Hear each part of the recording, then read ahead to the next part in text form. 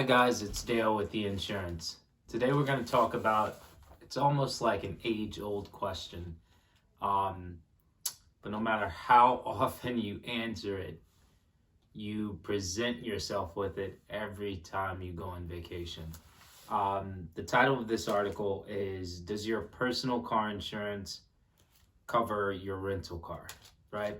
So we've been there, we've argued with friends, we've argued with family members, we're going on vacation, we're renting a car. We all have personal car insurance. So why add the additional insurance offered by the car rental company at what seems like an exorbitant amount of money? Unfortunately, typically this is answered the hard way, right? So I'm pretty hard-headed.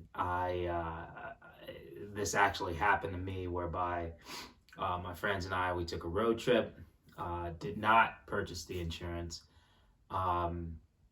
and this was years ago back in college, and unfortunately we ran into several things during the road trip, and we had to fit the bill, right? So from here on out, no matter what, I purchase the insurance offered by whether I'm renting a truck from Home Depot or kind of a rental car while on vacation. But typically, it seems, you would think intuitively that your current car insurance company would provide coverage, right? Like, you've built a relationship with them. They know your driving characteristics and history better than anyone, right? So why don't they cover it? And the short of that answer is, if you have full coverage, if you have comprehensive and collision, then they very well may already cover it.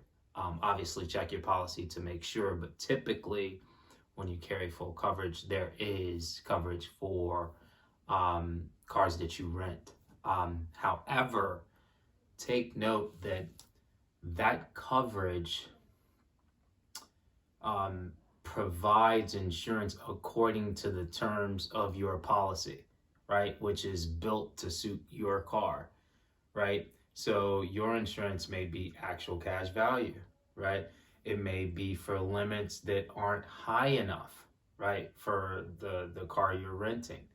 So in an event where you get into an accident and your personal car insurance does kick in, if it's actual cash value and the rental company, in the contract it says replacement costs, then you've got to fit the bill for the difference, right? Along the same lines, if you have a $10,000 car, your limit's $10,000, you're renting a car that's $20,000, you get into a full-blown accident where the car is totaled, sure, your insurance will kick in, but if you're renting a car that's more expensive than your car, then you still have to fit the bill, right? Unfortunately.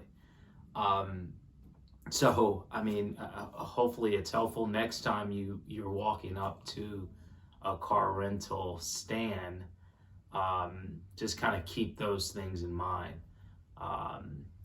Thing to note is, if you have liability insurance, if you just carry liability insurance, then your insurance company will not provide coverage for any rental vehicles that you may rent.